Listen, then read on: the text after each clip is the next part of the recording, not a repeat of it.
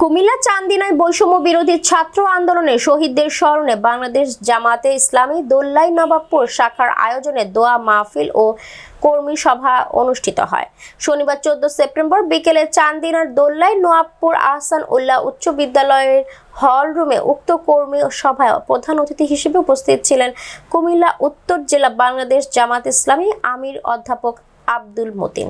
অনুষ্ঠানে জামাত ইসলামী দোল্লাই নবাবপুর ইউনিয়ন শাখার সভাপতি মাওলানা শফিকুল ইসলামের সভাপতিত্বে বিশেষ অতিথির বক্তব্য রাখেন বাংলাদেশ জামাত ইসলামী চান্দিনা উপজেলা শাখার আমির মাওলানা মোহাম্মদ মিজানুর রহমান, নায়েবে আমির মাওলানা মোহাম্মদ মোশাররফ হোসেন, সাধারণ সম্পাদক আব্দুল আহাদ, 11 নং দোল্লাই নবাবপুর ইউনিয়ন পরিষদ এর চেয়ারম্যান হাজী মোহাম্মদ শাহজাহান, দোল্লাই নবাবপুর সরকারি কলেজের সাবেক অধ্যক্ষ আবুল খায়ের সরকার, বাংলাদেশ ইসলামী ছাত্র শিবির সাবেক জেলার সভাপতি ও চান্দিনা উপজেলার সহ সাধারণ সম্পাদক মাওলানা মুহাম্মদ ইলিয়াস সরকার সহ সাধারণ সম্পাদক জোবায়ের হাসান, পেশাজীবী পরিষদ বিমানবন্দর থানার সভাপতি ডক্টর আলফাজ উদ্দিন ভুইয়া, জামাত নেতা জসিম উদ্দিন, সূরা ও কর্ম পরিষদ সদস্য মাওলানা মুফতি আহাজ উদ্দিন মিয়াজি, বাংলাদেশ ইসলামী ছাত্র শিবির চান্দিনা উপজেলার সভাপতি রহমতুল্লাহ শাওন। উপস্থিত ছিলেন 10 নং গোল্লাই ইউনিয়নের আমির মফিজুল ইসলাম মজুমদার, বরকরই ইউনিয়ন সভাপতি ডক্টর নাজমুল হাসান, মুজিবুর রহমান, ABM রুহুল আমিন, সাদিকুর রহমান সহ ইউনিয়ন ওয়ার্ড পর্যায়ের নেতৃবৃন্দ।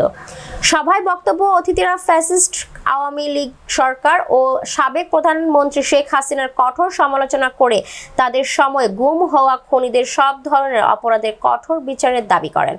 তাদের প্রধান কাজ আল্লাহর জমিনে ইসলামী আইন কায়েম করে বৈষম্যহীন সমাজ প্রতিষ্ঠা করা।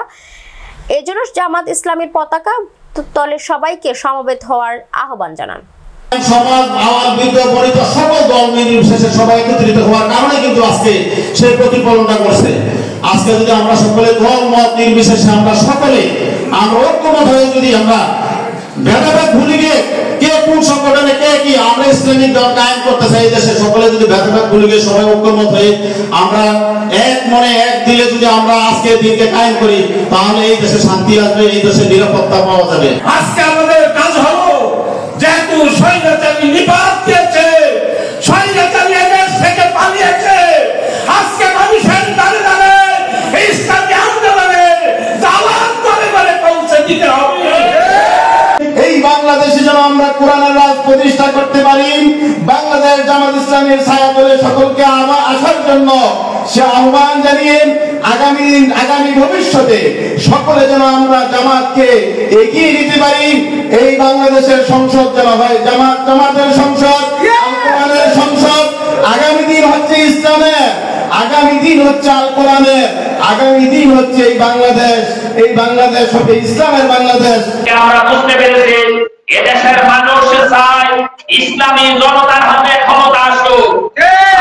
এই সমাবেশ থেকে এদেশের সকল ইসলাম প্রিয় জনতাকে, ইসলামী সংগঠনগুলোকে ঐক্যবদ্ধ হয়ে আগামী যে নির্বাচন আসবে সেই নির্বাচনে প্রতিদ্বন্দ্বিতা করে আগামী যে সরকার আসবে সেই সরকার যাতে ইসলামী সরকার হয় এরকম সরকার গঠনের আহ্বান জানাচ্ছি।